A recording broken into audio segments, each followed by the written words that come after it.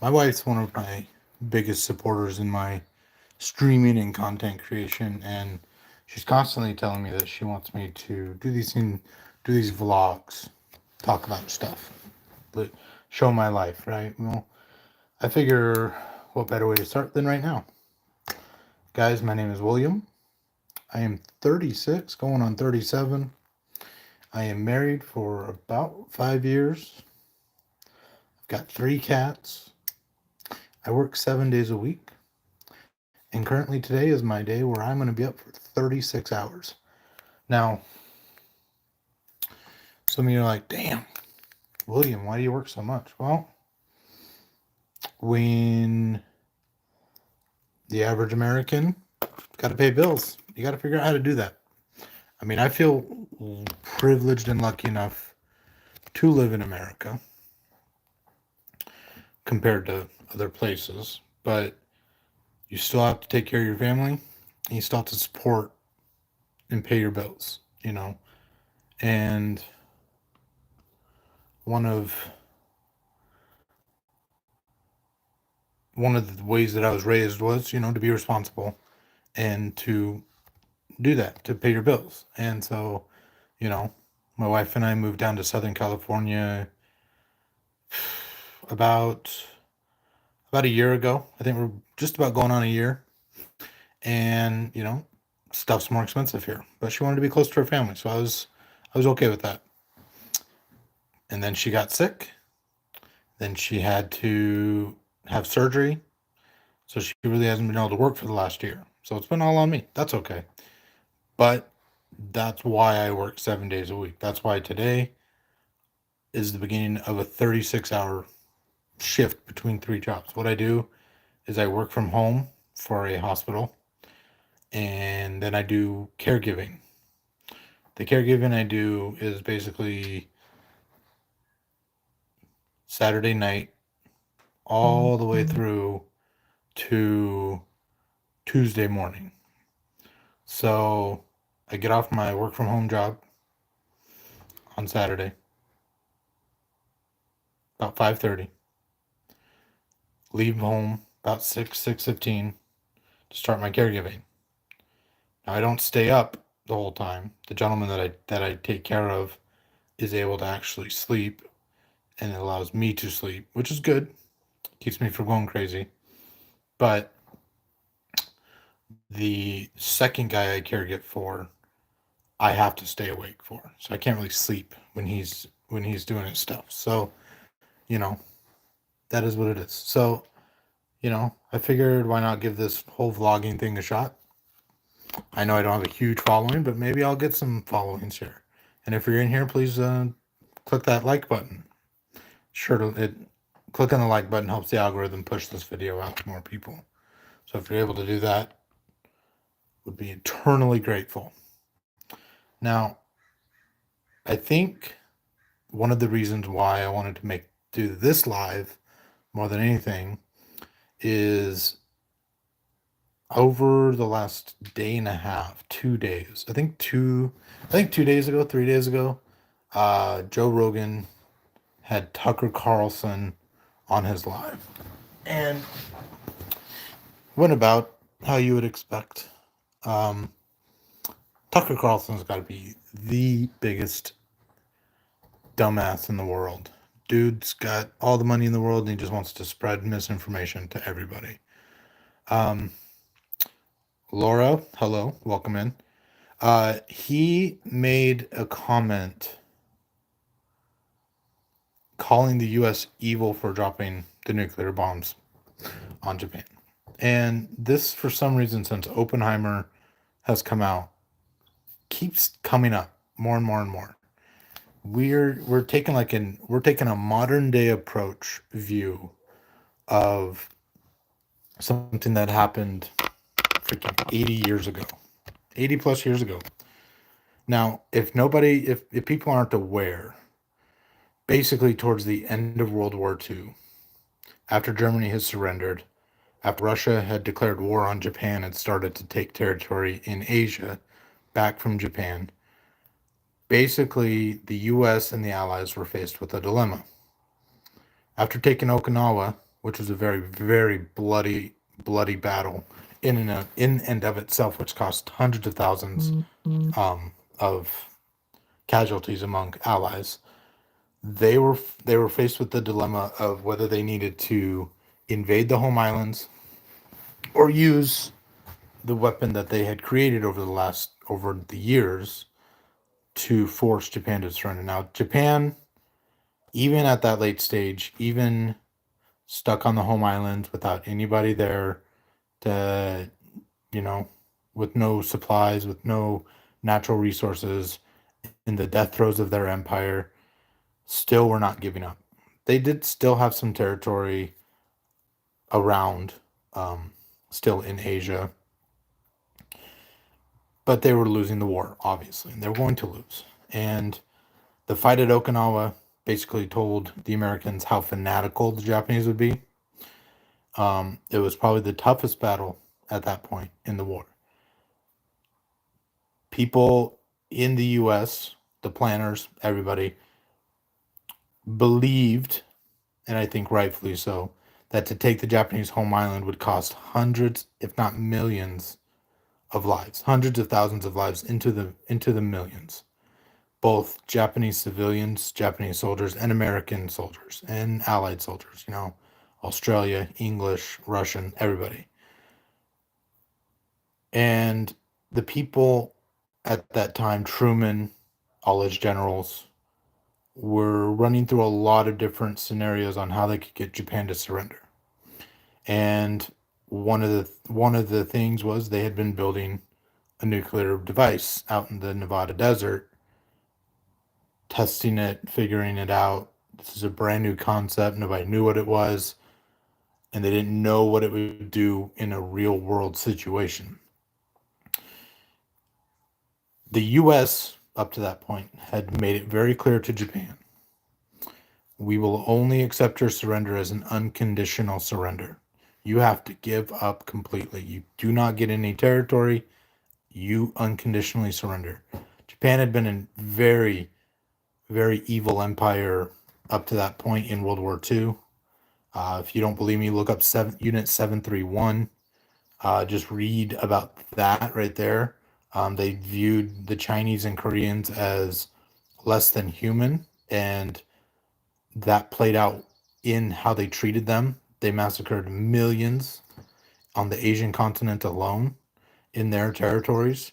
Allied soldiers, Filipinos, Australians, British, like they viewed surrender as a disgrace, and they treated prisoners in the worst ways possible, often experimenting on them.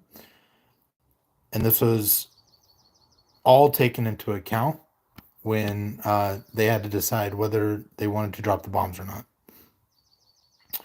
The Japanese were basically separated between the military and the emperor. Okay. The emperor did want to surrender. The emperor had made overtures to Russia, which Russia turned down in regards to wanting surrender, because I don't believe Russia demanded unconditional surrender. They were offering territorial concessions, but the Russians turned them down.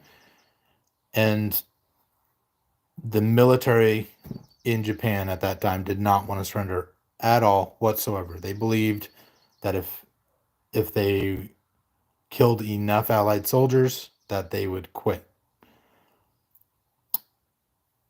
The Japanese people themselves were very fanatical. They were very, very willing to die for the Japanese home islands. And when Truman was told that the bombs were ready, they were given many different ways to use them. Now, the Japanese, or well, no, sorry, the Americans, the Americans knew that to force the Japanese to surrender, they needed to really, what's the best way? Like they had to destroy their military industrial complex as well.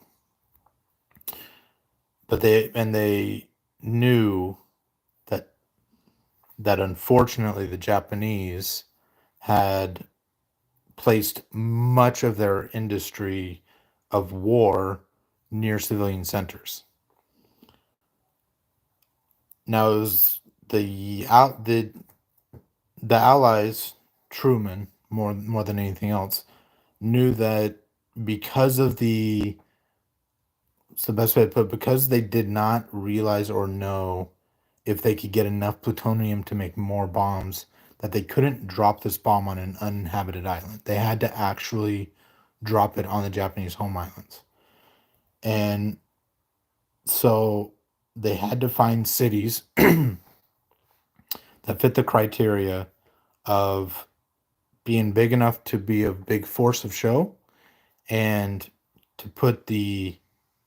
to attack the Japanese industrial center to harm war production as well.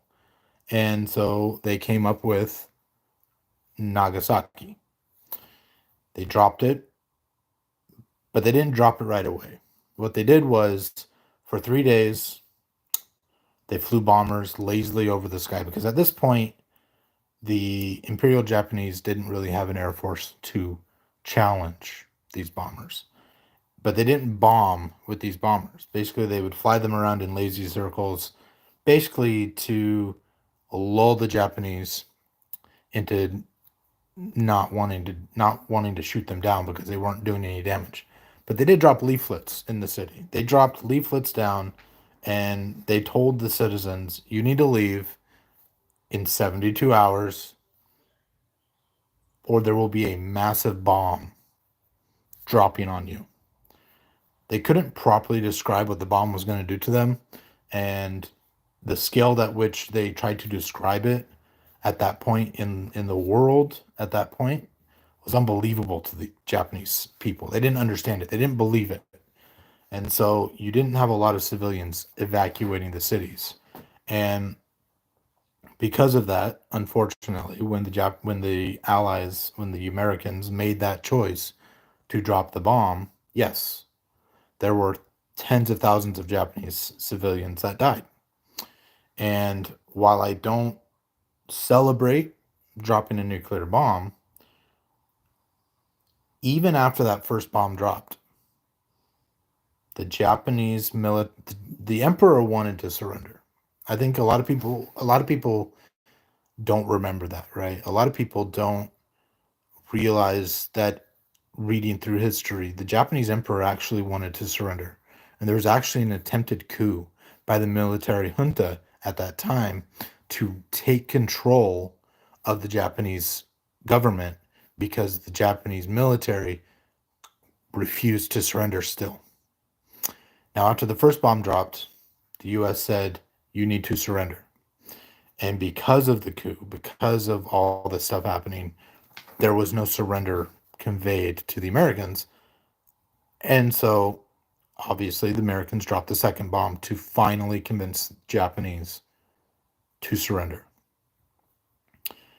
It is my belief, when I read through history, when I read what was happening during that time, when I read through all the decisions, everything that was made at that time, I truly believe that dropping the bombs at that time was that best decision, because if you had not dropped the bombs, the US would have had to invade. Now, the US did not have enough. Okay, the US did not have enough like transport ships available to even properly invade the home islands.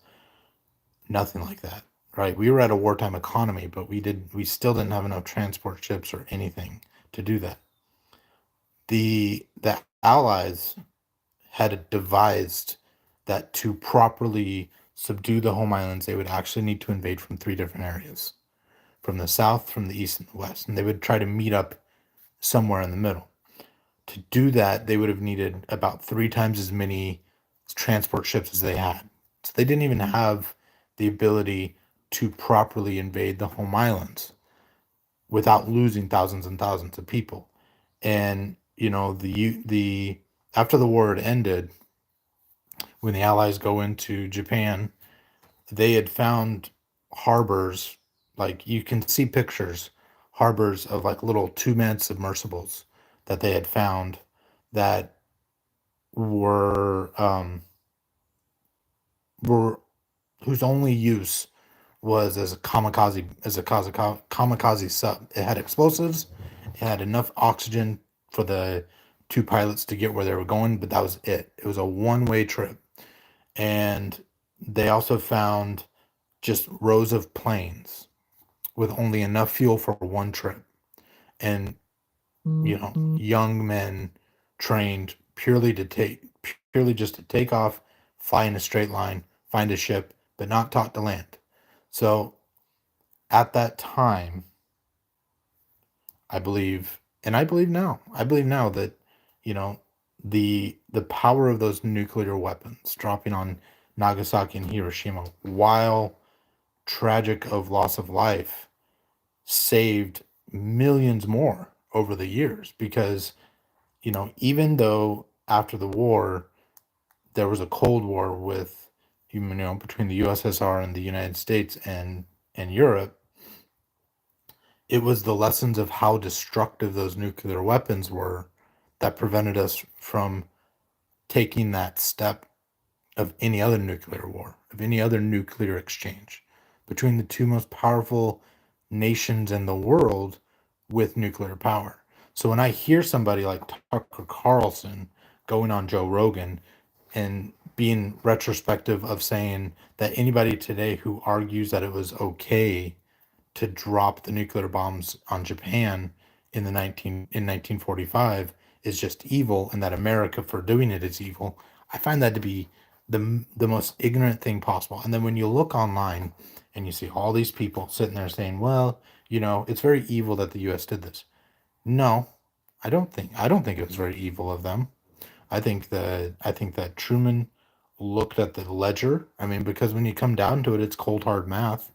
When in war, it is a war of numbers, and I would rather save 800,000 lives over losing 65,000. You know, and you got to remember, you know, I think someone said, I was listening to someone um the other, like, a few months ago, put out a video, and they were talking about, uh after World War II, the U.S. could have conquered any number of countries and subdued them and made them our own. And we didn't. We actually helped Japan rebuild. We actually helped Germany rebuild. We actually helped Europe rebuild. We did that. And is America perfect? No. But I don't think we should call America or Harry Truman or Dwight Eisenhower or anybody like that evil purely for the decision to, in their from what their view was to save lives. History. I think history in general looks at what the decisions that Truman made as being the right decisions. And so, like, it really bothers me as a person who has read history to listen to somebody who is supposed to have such an outreach as Tucker Carlson to be as ignorant as he is and call us evil for ending a war.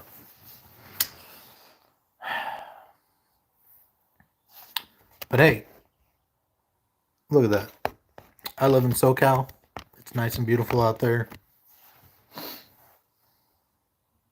I can hear birds chirping. I don't hear birds chirping very often.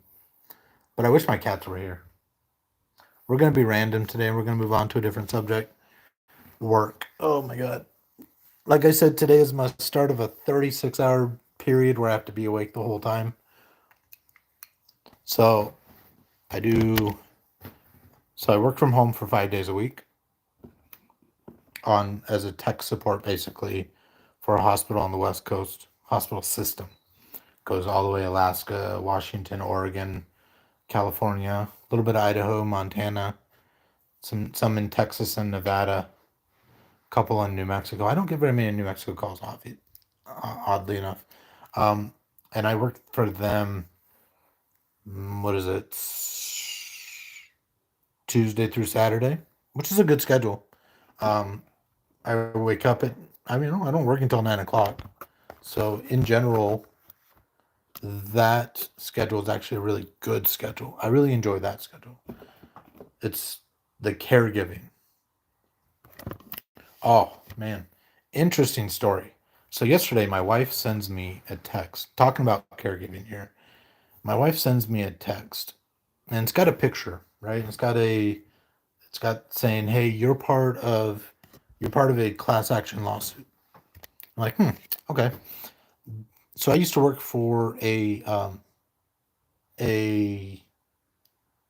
assisted living facility. Assisted living facility is the best way to put this. I used to work for an assisted living facility that has places in Washington and California. So I started work in the Seattle area with these guys, and then I moved down to Southern California and I was able to transfer down. And the dichotomy between what was at the Washington facility and what was down here in California was night and day. Up in Washington, the facility that I worked with had like 50 residents, right? 50 people lived there. It was a decent place. It was a 4 story, one elevator, which sucked, but it was a good place, right? And they had proper staffing, in my opinion. They had laundry staff that would actually do the laundry for the facility.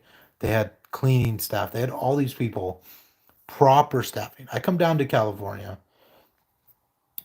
The California facility that I work for has 90, 96, 96, almost double what we were doing in Washington. But you know what? They had the same amount of people on shift as I had in Washington with twice as many people. So now, all of a sudden, no longer proper staffing. They don't have anybody hired for laundry facilities. So, on top of double work that we'd have to do, now we had to do all the laundry. Okay. Um, Also, they decided that they wanted to put everybody on on a schedule. They wanted to make sure people were awake at a certain time, and they stopped serving breakfast at a certain time, and they would demand that we wake these people up and get them downstairs.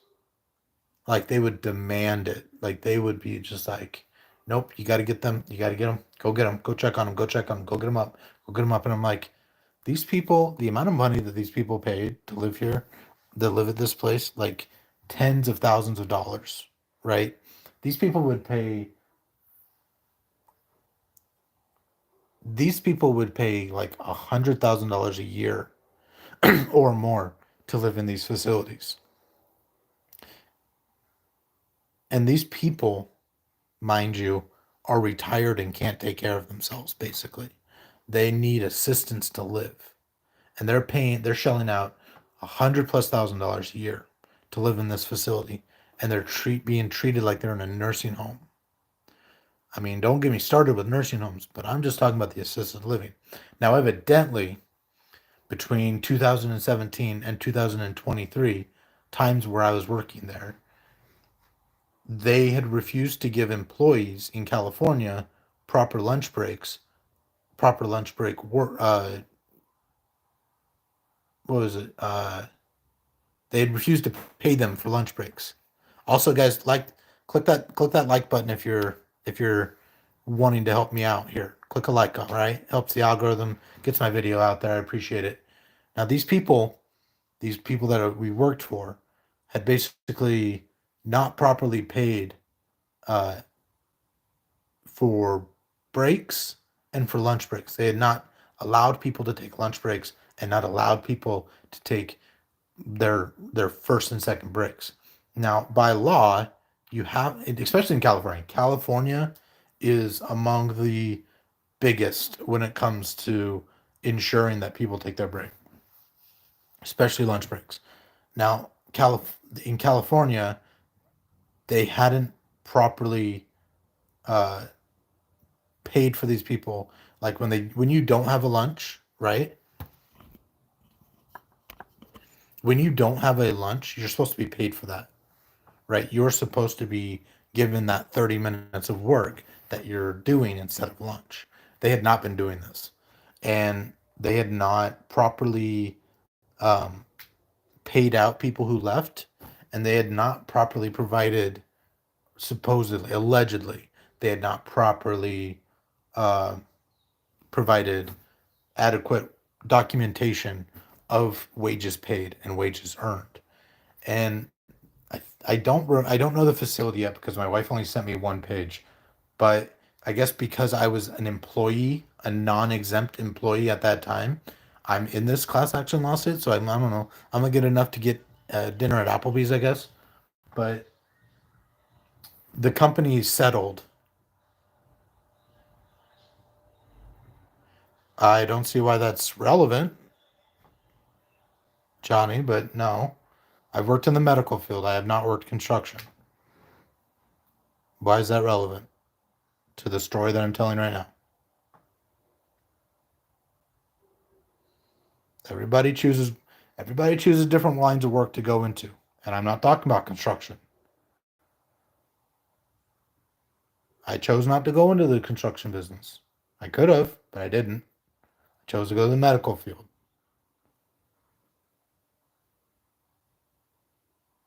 I worked with my hands in my life, but I've never worked in construction.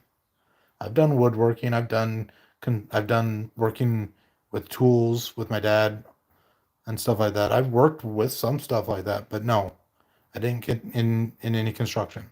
If you have a point, I'd love to hear it. Anyway, back to my story. So these people had not paid against law, and I guess they decided to settle out of court, which basically every company does. So I don't know the amount, but I can tell you from my experience working with this company that I guarantee you that the allegations that the people brought about this company are almost 100% correct, because this company understaffed, underpaid, overworked, and all sorts of good stuff you want to say about these people, because I was directly involved pretty much, like I was a part of this. And so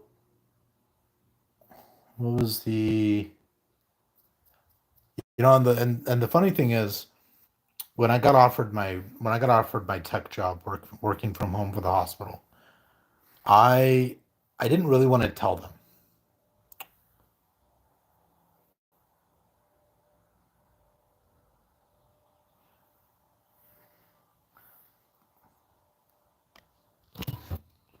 Yes, I'm working.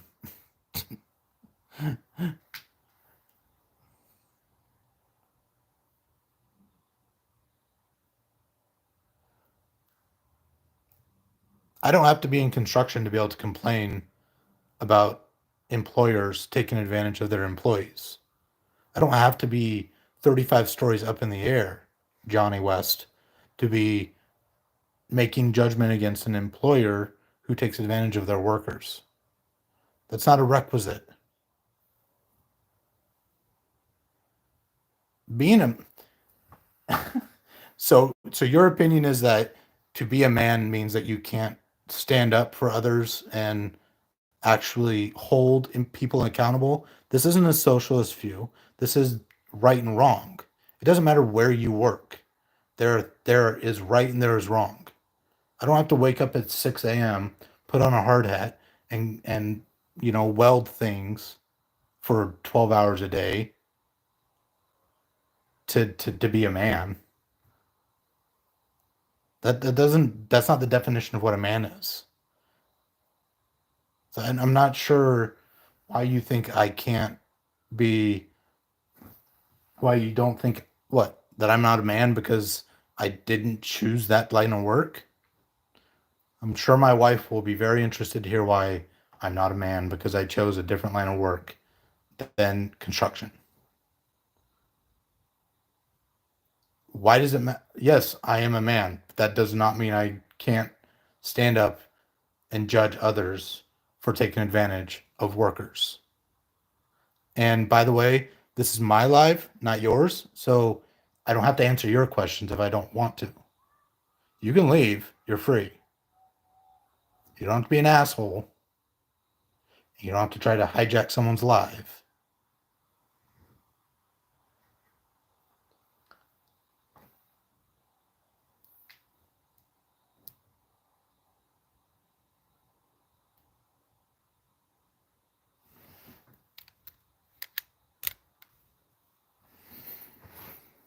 That makes me like,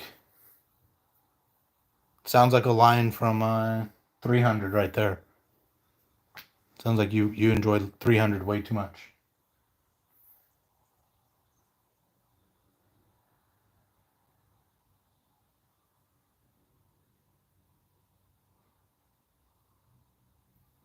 I'm looking out the window because it's a nice day out. See? It's a nice day out. I can look out the window if I want. I'm not even at my house. So what's I don't even get what you mean by are we not men?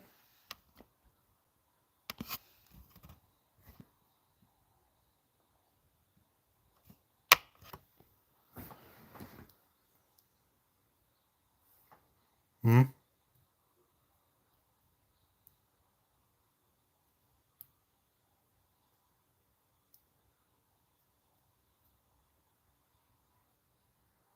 I don't even know who us is. You're not the arbiter of anything. You're not the arbiter of what makes anybody anything.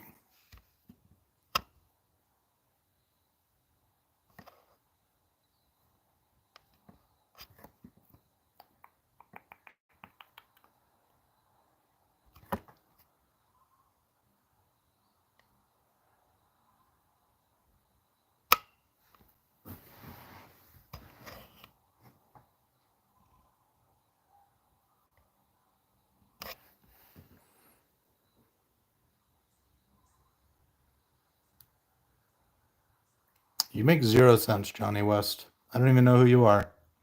Nobody knows who you are. I let's see. I know plenty of men, but I don't know you. So, I mean, if you want to just harass people in lives, that's good. That's cool.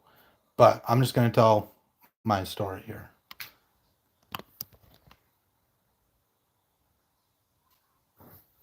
Let's do.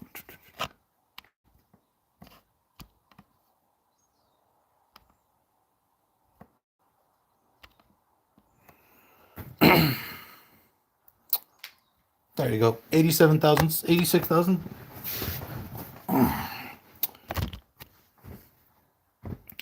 Look, here's the thing. You don't. I don't owe whoever that was any type of explanation. Me working in construction, if I worked in construction, doesn't make me any better than anybody else. We all do our jobs. We all do jobs that go into professions that we like. You know, construction doesn't make you a man. What makes you a man, what makes you anything, is what you believe in and what you choose and how you choose to live your life. I'm proud of who I am. I don't have to explain myself to someone else who just randomly wants to come onto my live and harass me about whether I'm a man or not. Are we, you know, Johnny West, look, you're not the arbiter of what makes a man, okay? What makes a man is how they live their life and how they treat others and whether they hold to their principles or not. That's what makes a man a man. Okay? That and biology, basic biology 101. XY, XX. That's what separates men and women on a molecular level. Okay? But am I a man? Yes, I'm a man. I choose not to work in construction, and I can certainly judge people for taking advantage of other people.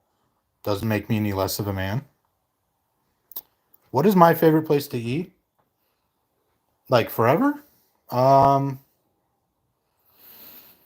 there is a place in Seattle that I used to live in Seattle with my wife.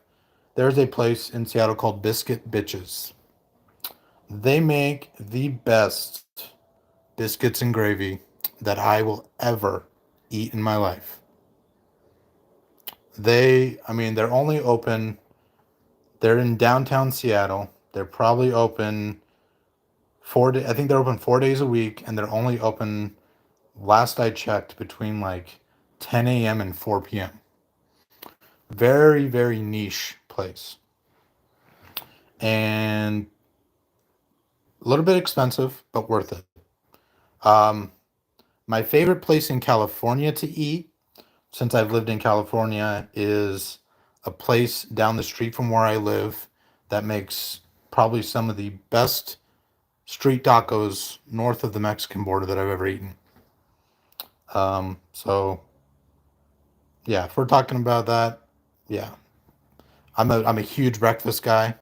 I love fried eggs and bacon, and so if you put me in front of a place that serves a good breakfast, I'm gonna be happy there no matter what. But yeah, Biscuit Bitches. Look it up if you're ever in Seattle. You should go there. It's gonna be great. I hope it's still great. A lot of stuff happened. A lot of stuff changed after COVID. Yeah,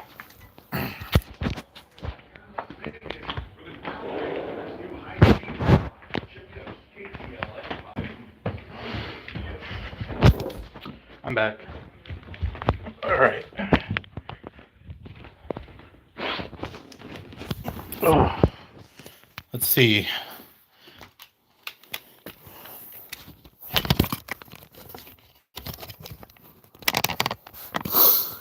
Oh, if we're talking food, and to be honest, I'm gonna have to send a text. You know, I wish, I really wish that this would support. Uh, I really wish that this would support uh, minimization, right? That would be that would be something that would really be cool to me if they actually supported minimization. Because I'm doing this off of I'm doing this off mobile data, and I made him breakfast today. You and me, what's up, Felna? How you doing? Like, smash a like. Let's get more people in here. How you doing today, man? How's your week starting off? Hope it's going to be a good week for you. We love it. What is the one thing that you are planning to do this week to help improve your life? I think I'm doing good. So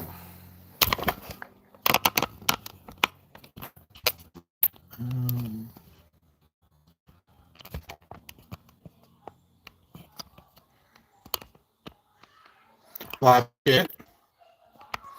So I really appreciate it. So I think one thing, as a streamer and a content creator, one of the things that I always do, that I always talk to people about, what is one thing that if you could do it in this week, right? Or say next month, right? In the next month, if you could set a goal, even a small goal, right? Set a goal. What would you set that as? Like, what would you want to do, right? For me, maybe it'd be, uh, you know, get 2 more subs on YouTube to get up to 1,080 subs, you know, or when I go live next week, get 10 people to watch my YouTube, right? And then you tell yourself, you go through the process in your head of how can I achieve this goal? Because a lot of people these days, oh, I'll be back.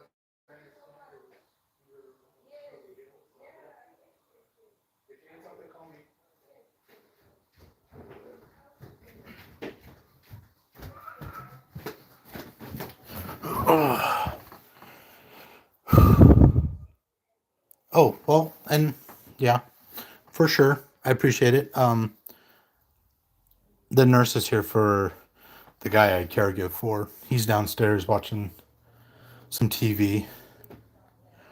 But I think a lot of people today they they set themselves massive goals, something that they can't really achieve in any good amount of time. And then when they don't achieve that goal, they, they get this feeling in their head that they're a failure. And so what I tell people is set yourself a small goal, right? Take, for instance,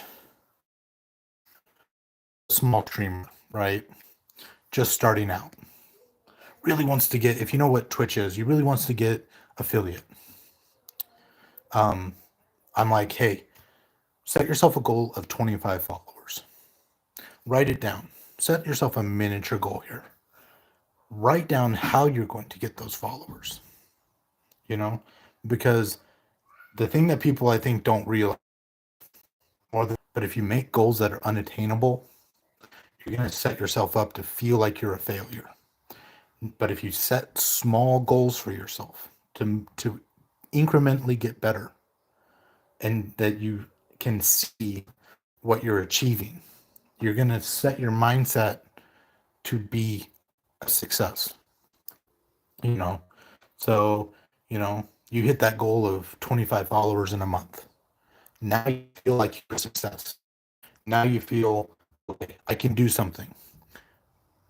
But I also tell people at the same time, once you've attained your goal, write down how you attained it, write down what you can do to better attain your next goal, and work on improving any deficiencies or any inefficiencies you found while getting to your goal. So, you know, if you set a goal for getting 25 followers in a month and it took you 6 weeks instead, figure out why did it take the extra 2 weeks to get to that goal? What happened to cause you?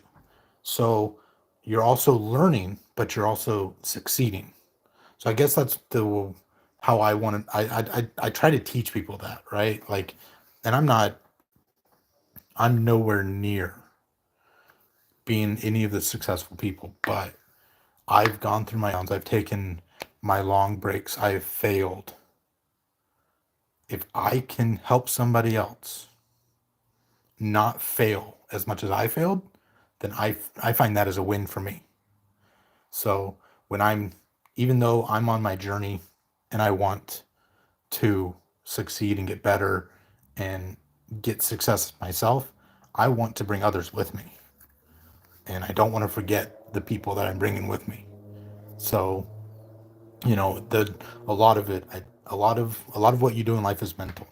You know, a lot of decisions and the successes you make or you are part of hinge on your mentality of how you look at things.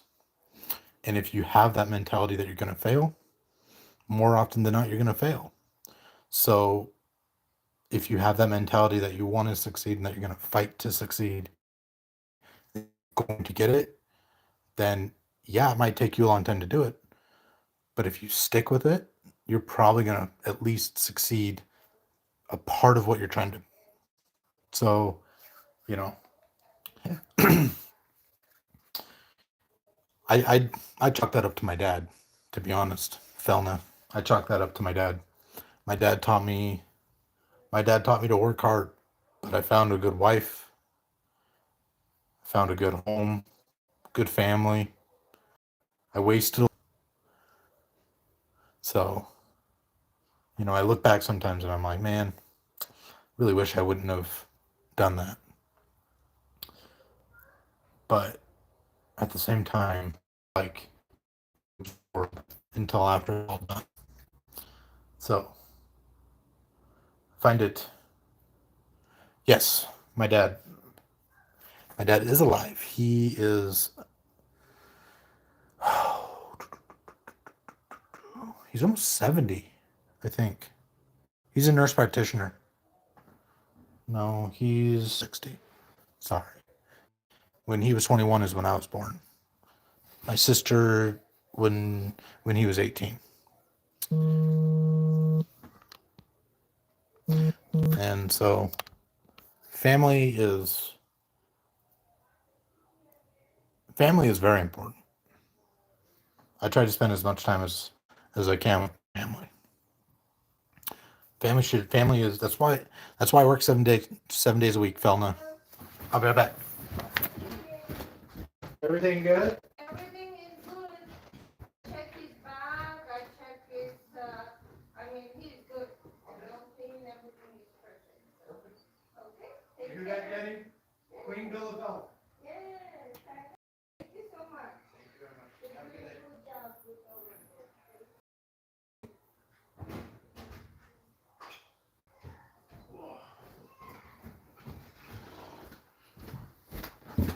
Oh, it didn't long. Also, if you guys are in here, smash that like button. I appreciate it. It helps the algorithm out, helps push the video out. When I lived in Seattle, I did it all wrong. There was a time in Seattle where I worked 7 days a week as well. Because my wife, there's been a couple of times where, yes, and I do it at 5:30 every morning. It was one of those jobs where you were in the 7, and then the second job that I got, right, and so I'd have to wake up at 5 again, right? Really increased my burnout. Now, I'm very fortunate that I was able to find a job working from home. So the only I always wake up around 7, make sure the gentleman, but I woke up at 7 today. I'm gonna work all day today. This is the one day where I'm gonna be up for about 36 hours. So I'm gonna work today on in a general sense. Um, so my first job, my main job is my tech job is I work from home and I help hospital patients get into their medical charts. My second job is that I do caregiving and I have two clients as a caregiver. So I take care of people in their homes. So I do in-home care. The first client I work from uh, I work from 6 o'clock Saturday night until about 6 o'clock Monday, and then after that I go to my other job, which tonight's in a hospital, which is an easier job. When I'm in the hospital, it's a little bit easier because the hospital people do most of the stuff. Um, but today, I will be awake until about 6 o'clock or 7 o'clock tomorrow evening. So basically, what I do is today I will be finishing up my shift, taking care of this gentleman that I'm at the house of right now.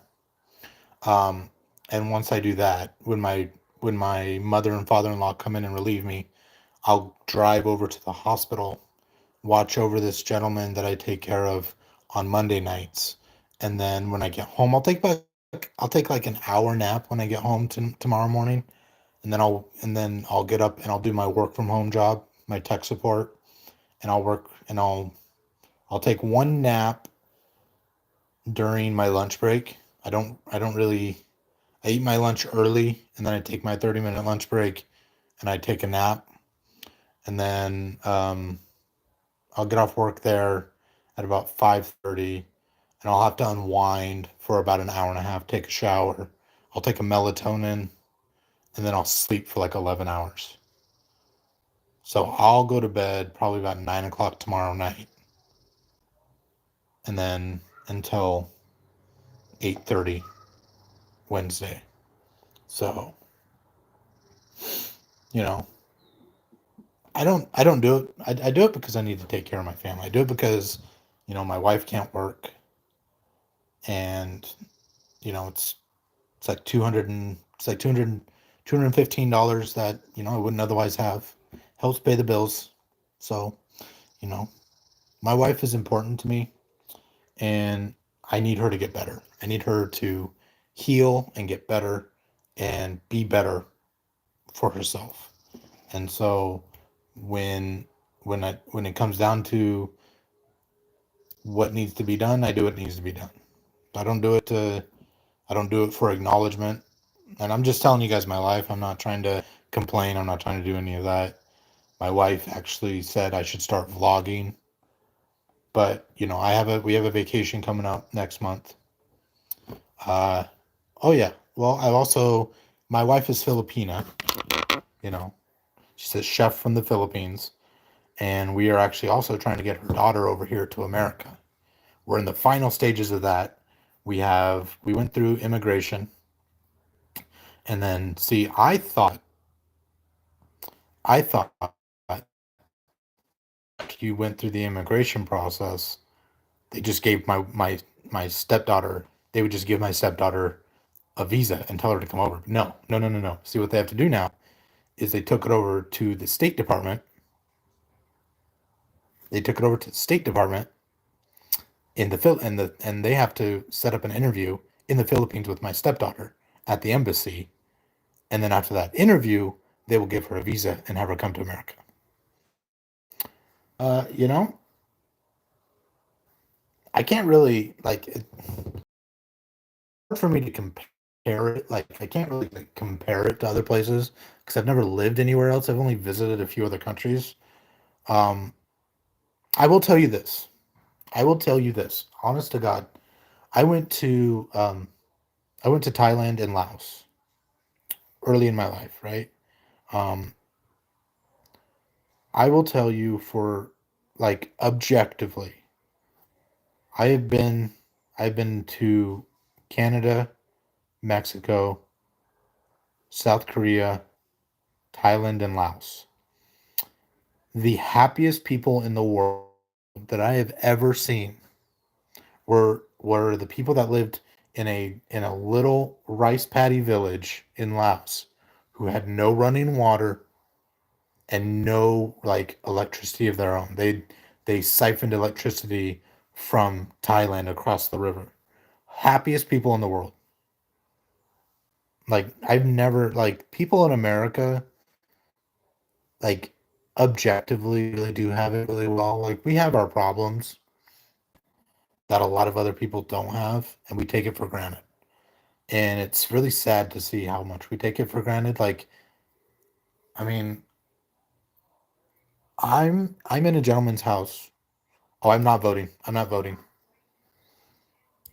If I had to, if I had to choose, I would choose a world-ending meteor.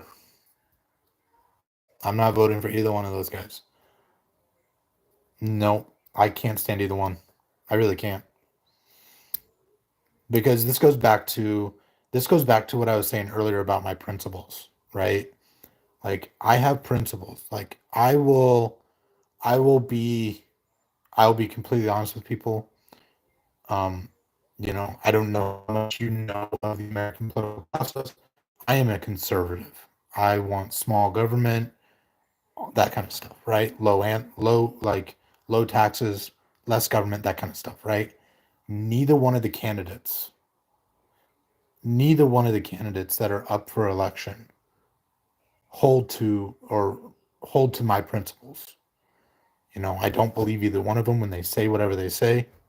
Um, and I cannot I can't put myself in the position of betraying my principles just because someone tells me that if I don't vote for Trump, I'm voting for Biden, or if I don't vote for Biden, I'm voting for Trump.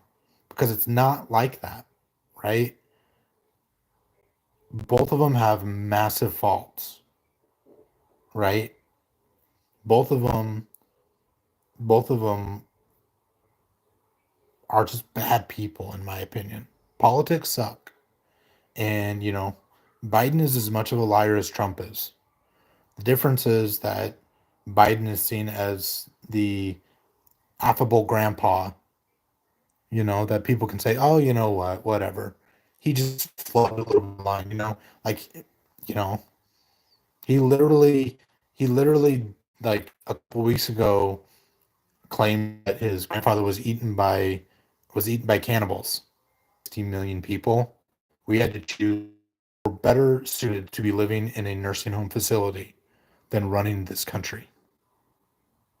And I'm not going to vote for either one of them. Can't stand them. As for religion, Christian, my underlying my underlying belief is you can believe what you want, just don't force your beliefs onto me. You know, if you're willing to listen to what I believe in, I can talk to you about it, but I don't want to force my beliefs onto another person, you know, because that's how conflicts start. That's how that's how people get, you know, that's how people, countries, people, whatever, that's how they start hurting each other. Oh, you're in Germany?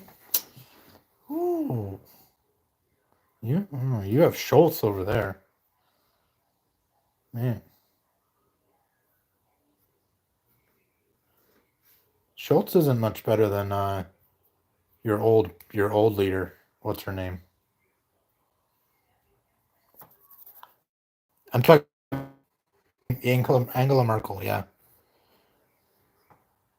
Angela Merkel. I forgot her name. I was gonna. I don't know why, but for a second, like Greta Thunberg came to my head, and I'm like, no, that's way off. No, Angela Merkel. She was good until she started cozying up to Russia. I think that was a big mistake. I think for in an overall, I think that was a huge mistake to give. There's a little bit of the politics in me coming out, but I think it was a huge mistake for Europe to try to tie themselves so like closely with Russian energy production. And it was really like, as an American, even though I don't really get it, like it was very interesting. It's very interesting to see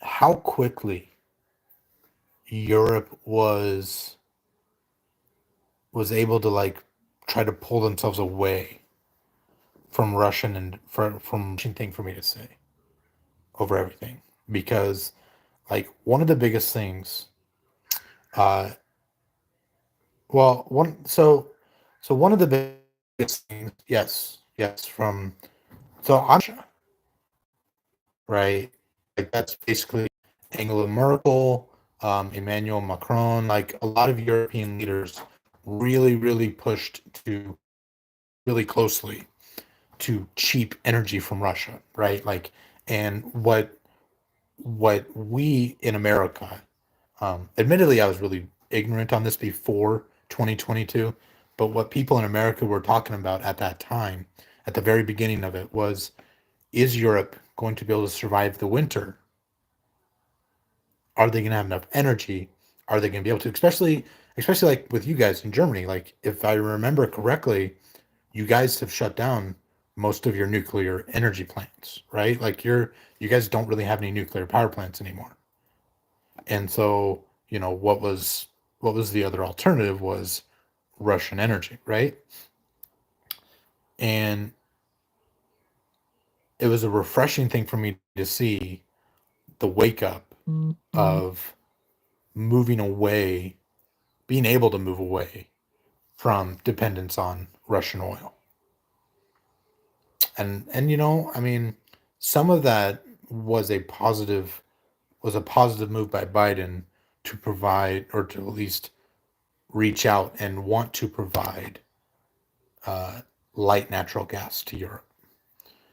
So, I mean, I don't know.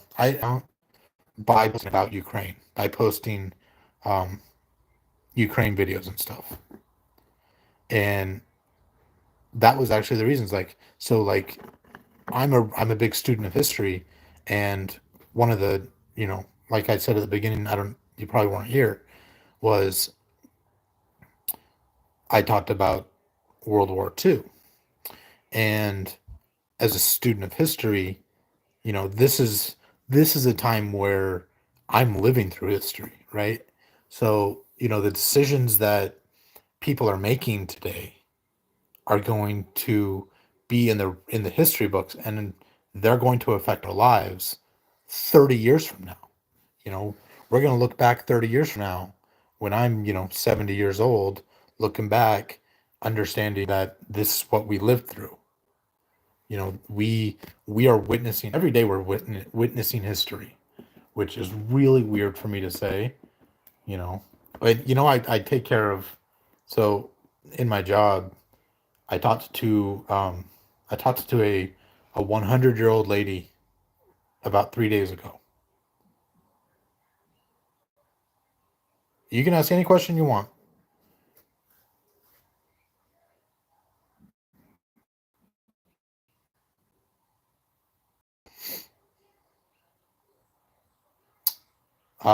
In what context?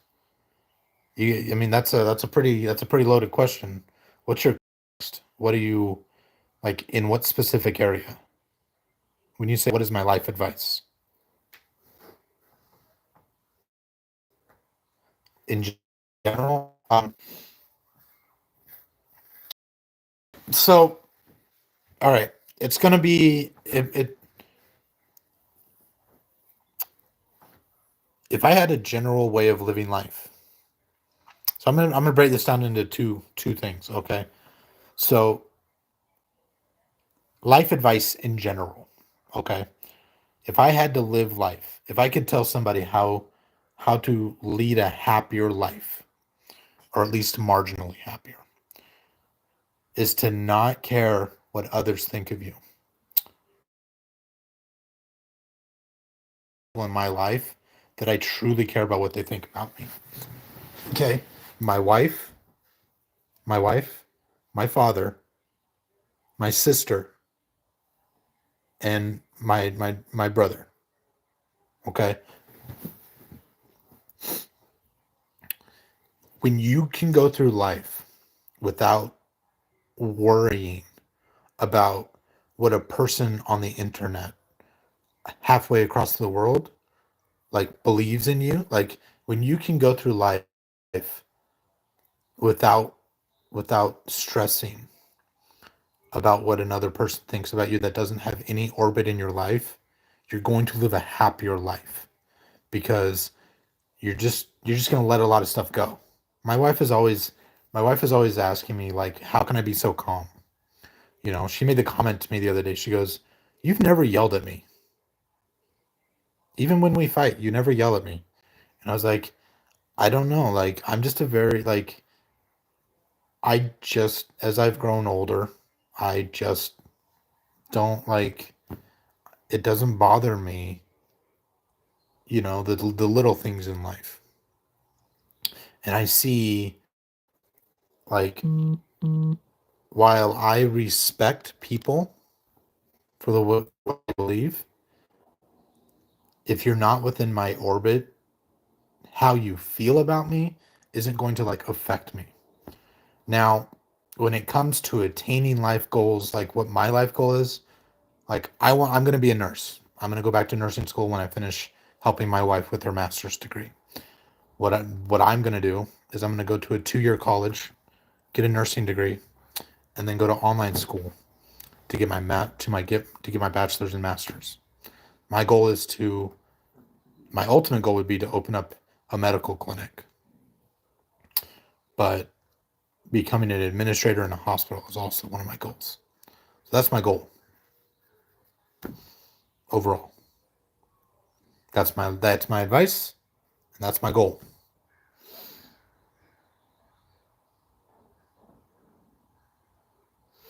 It is a nice day out.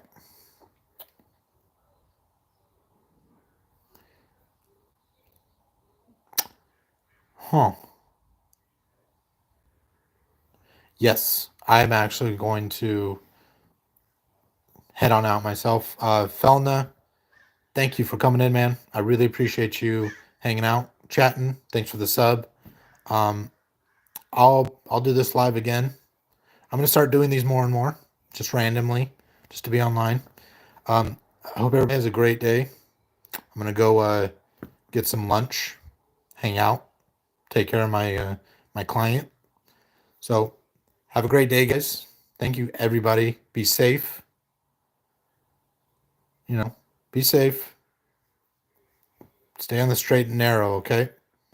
I'll see you guys later. Felna, have a good one, man. Have a good day at college tomorrow. Learn something. Try to learn one thing every day. That is another advice I will give you. One thing, no matter what, try to learn one thing every day. Have a great day, guys. We'll see you guys later.